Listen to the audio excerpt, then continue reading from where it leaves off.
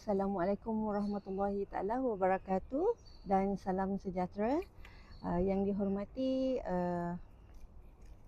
Puan Azzi, Nur Azini binti Azman.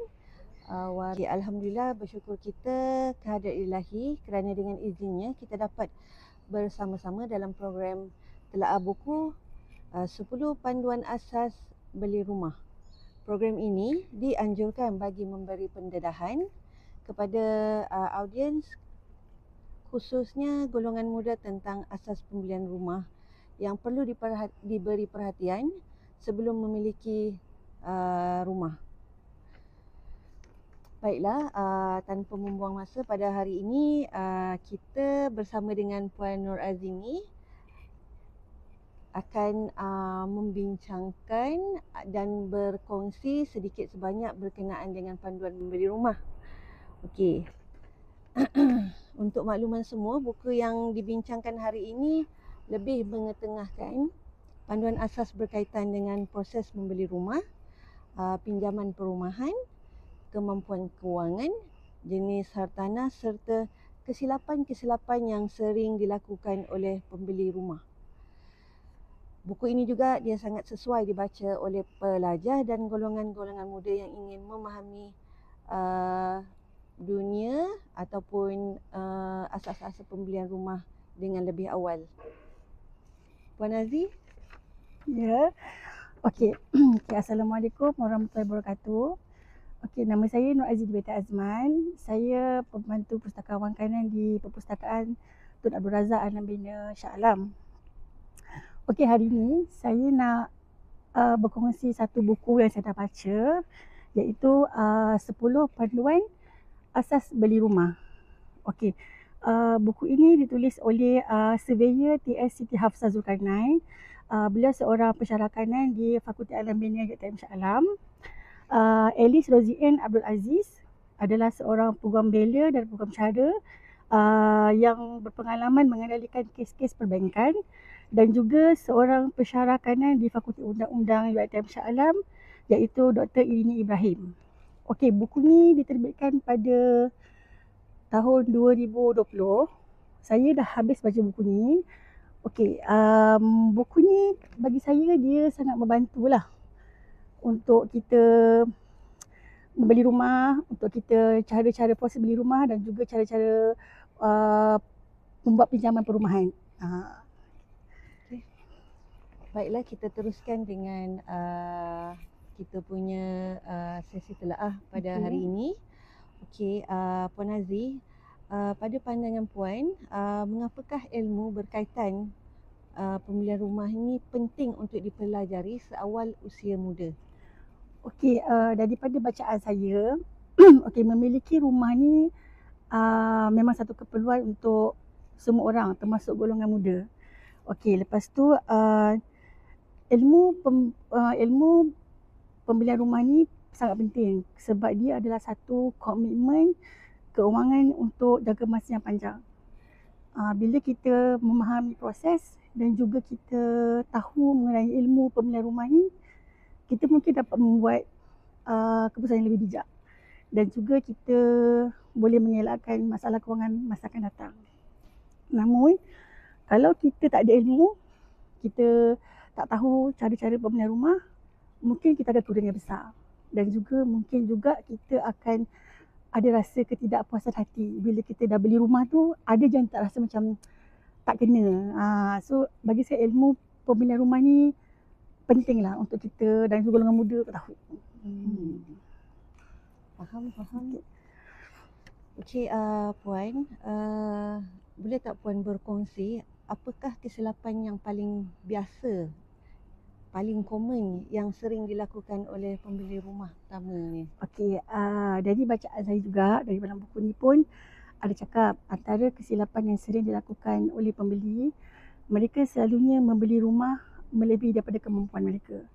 Lepas tu diorang pun tak tengok komitmen bulanan mereka secara detail. Dan mereka juga tak tahu mengenai faktor-faktor lokasi rumah dan mereka tak mengkaji faktor fizikal rumah dan juga mereka tak ada tahu mengenai nilai pasaran harta tanah pada masa tu. Faham. Itu maksudnya yang kerugian besar tu maksudnya itulah. Ramai golongan muda merasakan membeli rumah adalah sesuatu yang mustahil. Apa pandangan Puan mengenai perkara ini? Okey, sebenarnya memiliki rumah ni boleh dicapai kalau kita ada perancangan kewangan yang baik. So bagi golongan muda sekarang ni, bagi sesiapa yang baru saja menjejakkan kaki ke alam pekerjaan ni, mereka harus berusaha untuk menabung, simpan sebuah simpanan untuk beli rumah. Dan juga mereka harus tahu kemampuan sebenar mereka berada di had mana. Dan juga mereka perlu juga bijak untuk mengelakkan hutang-hutang yang tak perlu. Itu golongan muda kena buat sekarang lah. Mereka kena tengok dia orang punya kemampuan tu tahap mana. Betul. Okey Puan, boleh tak kalau Puan kongsikan sedikit sebanyak maklumat ringkas dan perkara-perkara penting yang perlu diketahui sebelum membuat pinjaman perumahan? Okey, dalam buku ni pun ada cakap kita ada 2 sumber pembiayaan perumahan, pinjaman perumahan. Satu adalah pinjaman perumahan kerajaan iaitu LPPSA, Lembaga Pinjaman Perumahan Sektor Awam khusus untuk pekerja awam lah, untuk sektor awam. Dan kedua adalah pembiayaan dengan bank ataupun institusi kewangan. Okey, first kita perlu tengok adalah dia punya kadar faedah pinjaman dia. Kita kena, bank dia menawarkan banyak kadar faedah yang berbeza. So sebagai kita sebagai pembeli ni, kita kena bijak, kita kena pilih bank yang menawarkan kadar faedah yang rendah. Okey, yang kedua adalah tempoh pembiayaan. Macam Puan Muna cakap tadi, bagi orang yang golongan muda, dia bagi keistimewaan tempoh pinjaman pembiayaan perumahan ni dia akan maksimum sehingga 30 hingga 35 tahun. Kalau dia buat masa muda sekarang lah. Itulah satu keistimewaan yang saya rasa orang muda kena tahu. So bila muda-muda kita dah buat pembelian rumah ni, potongan dia tak terlalu banyak. Okey. Yang ketiga adalah kita kena tahu komitmen bulanan kita. Kita kena detail. Kita kena tahu apa yang perlu kita keluarkan, apa yang perlu kita tolak. So kita kena dah tahu kemampuan kita, baru kita boleh proceed. Yang keempat, okey, kos tambahan, contohnya kita akan ada yuran guaman. Yuran guaman, kita akan ada duty stamp, kita akan ada insurans yang akan dikenakan lah. Dalam buku ni memang akan ada semua dalam tu. So tak ada masalah, kita baca je buku ni, dalam ni memang ada. Okey Puan, apakah faktor-faktor utama yang perlu dipertimbangkan sebelum kita membeli rumah? Okey, dari bacaan saya dalam buku ni, lokasi adalah satu faktor utama yang akan dipertimbangkan oleh pembeli sebab lokasi ni akan mempengaruhi nilai hartanah pada masa akan datang. Yang kedua adalah akses kemudahan pengangkutan awam. Contohnya berhampiran dengan LRT, berhampiran dengan KTM ke, stesen bas. Itulah salah satu faktor juga. Yang seterusnya adalah kemudahan sekitar, iaitu mungkin berdekatan dengan sekolah, berdekatan dengan hospital, dan juga kemudahan keselamatan berhampiran, contohnya balai polis dan bomba. Itu faktor yang mempengaruhi untuk kita beli rumah, dan kita kena tengok sekelilingnya lah. Okay. Mungkin saya nak tambah, mungkin kita boleh tengok juga kawasan-kawasan yang dekat dengan tepi-tepi sungai, di mana sekiranya kawasan tersebut adalah kawasan yang rendah, kemungkinan besar dilanda banjir itu agak tinggi juga ya Puan. Betul. Okey, baik Puan.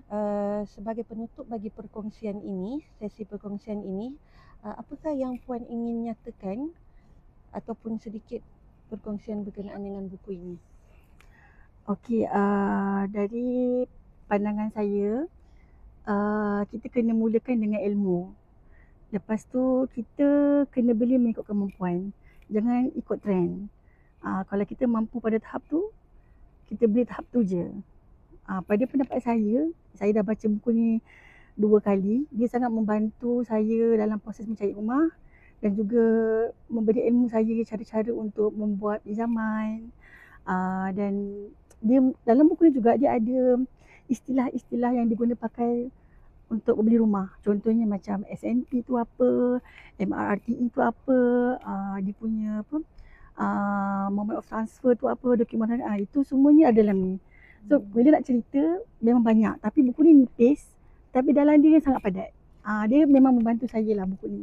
So saya boleh recommendkan lah pada sesiapa-siapa golongan muda yang bawa nak cari rumah, bolehlah dapatkan buku ni di Perpustakaan Tuan Abdul Razak Alam Bina Shah Alam.